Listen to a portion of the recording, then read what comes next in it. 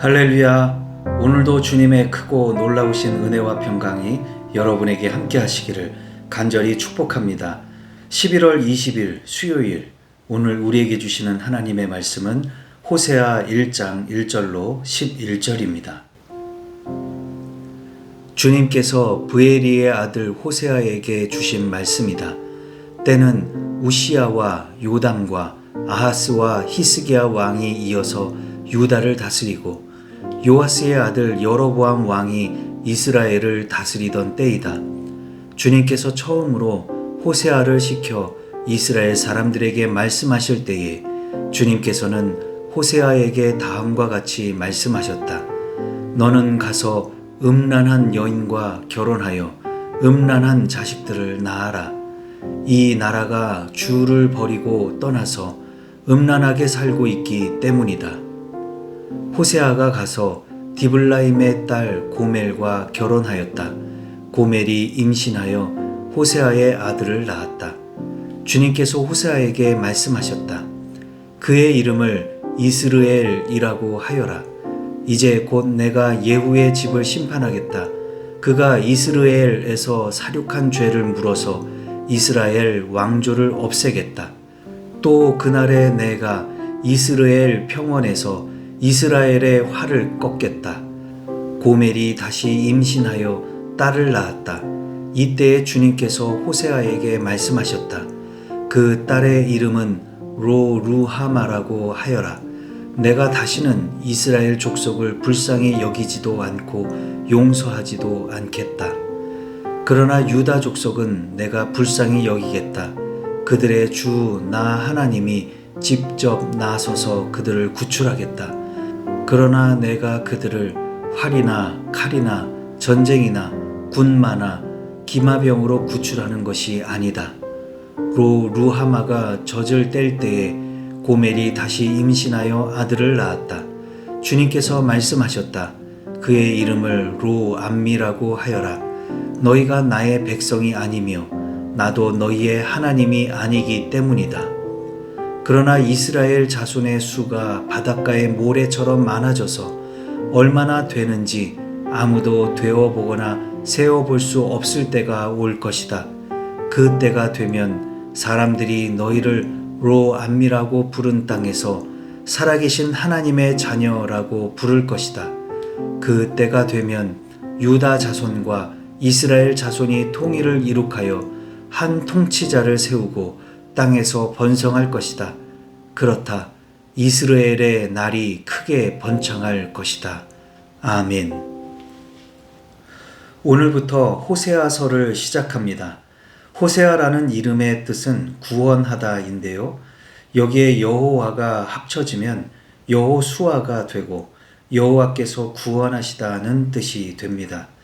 이 단어가 헬라식으로 발음할 때 바로 그 존귀한 이름 예수가 되는 것이지요.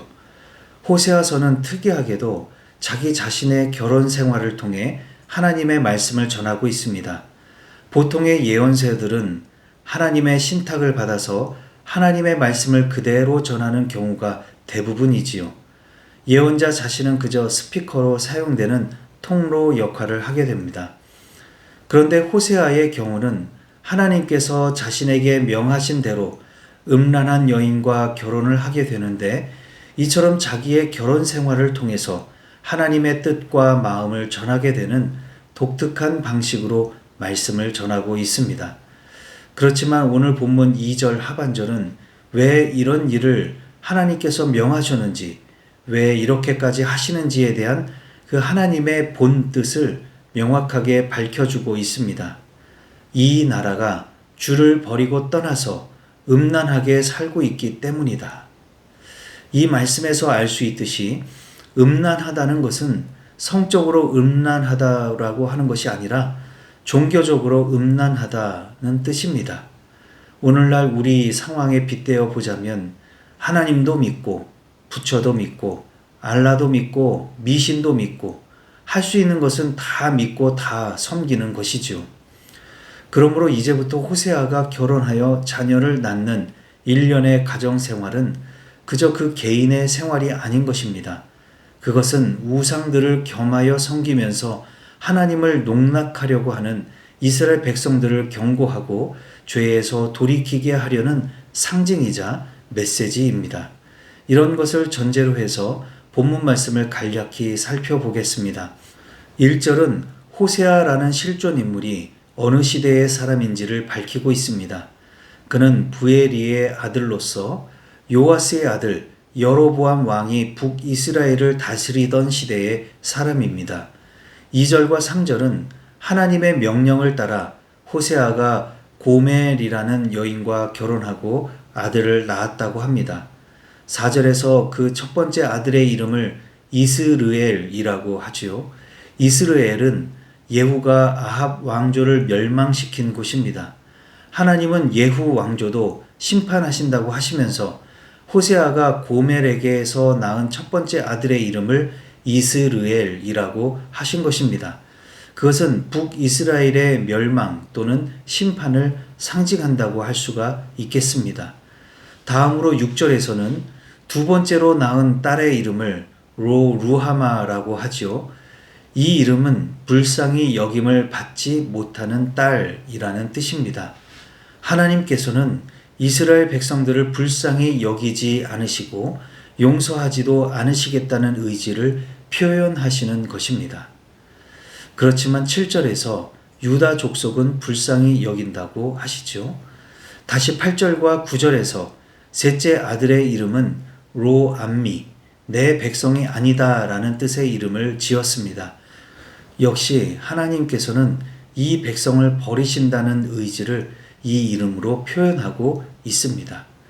그렇지만 다시 10절과 11절에서 회복의 말씀, 소망의 말씀을 주십니다. 살아계신 하나님의 자녀가 되고 북이스라엘과 남유다가 통일하고 한 통치자를 세우고 번성하고 번창할 것이라고 했습니다. 자, 그럼 오늘 주신 말씀을 붙들고 우리는 어떻게 살아야 할까요? 첫 번째로 삶으로 보여주고 전할 수 있습니까? 우리는 복음의 증인입니다. 증인은 자기가 보고 들은 것을 증언해야 합니다. 말을 해야 한다는 것이죠. 그래서 말이 중요합니다. 말로 설명하고 말로 설득하고 말로 보여주기도 합니다. 그런데 그러다 보니 너무 말을 많이 하게 되고 말만 하게 되는 것이죠. 그러나 호세아는 말이 아니라 삶으로 보여주고 삶으로 하나님의 말씀을 전하고 있습니다. 자기의 아내, 자기의 자녀, 이렇게 결혼과 가정생활을 통해서 하나님과 백성들과의 관계를 보여주는 것이죠. 하나님께서는 호세아의 삶을 통해서 이스라엘 백성들이 하나님을 떠나 음란하게 살고 있음을 깨닫게 하려고 하셨습니다. 호세아는 말이 아니라 자기의 삶, 자기의 인생을 통해서 그런 하나님 아버지의 마음을 전하려고 했던 것입니다. 말보다 행동으로 여러분의 삶으로 예수님을 보여주고 복음을 전할 수 있기를 바랍니다. 두 번째로, 그래도 소망을 붙잡고 있습니까? 호세아가 낳은 자녀들의 이름과 하나님의 의지를 볼 때에 무척 절망적이고 우울하기만 합니다. 도무지 답이 없고 무섭기만 합니다. 어쩌다가 하나님의 백성들이 이렇게 이스르엘, 멸망의 대상이 되고 루하마, 불쌍히 여김도 받지 못하게 되고 로암미, 하나님의 백성이 아니라고 하게 되었을까요? 이처럼 답이 없고 방법이 없는 절망 속에서 하나님은 다시 소망의 닻을 내려주셨습니다. 10절과 11절 말씀에서 다시 살아계신 하나님의 자녀로 삼아주시고 번성하게 하신다는 것이죠. 그렇습니다. 우리도 마라나타를 외치며 주님 다시 오실 것을 기다립니다. 주님께서 다시 오셔서 새하늘과 새 땅이 펼쳐지면 모든 눈물을 씻어주시고 회복시켜 주실 것입니다. 마지막 때 주님 다시 오실 날을 간절히 소망하며 기다릴 수 있기를 바랍니다. 오늘도 성령님과 동행하며 말보다 행동으로, 삶으로 주님을 보여주십시오. 또한 아무리 절망적인 상황이라고 해도 주님 다시 오실 날을 고대하며 살아있는 소망 붙들고 살아가시기를 주님의 이름으로 축복합니다. 기도하시겠습니다. 사랑과 은혜가 풍성하신 하나님 아버지, 오늘도 말씀으로 새날을 열어주시니 감사를 드립니다. 말은 많은데 행동이 부족한 시대입니다. 말씀도 많이 있는데 행동하는 목회자, 행동하는 성도가 보이지 않는 시대입니다. 말잔치만 가득한 교회가 되지 않게 하시고 행동으로 보여주고 삶으로 전할 수 있는 우리 모두가 되게 하여 주시옵소서. 아무리 절망적이고 힘든 고난 속에서 살아간다 해도 우리를 긍휼히 여기시고 우리를 자녀라고 부르시는 하나님의 사랑 안에 머물게 하여 주시옵소서.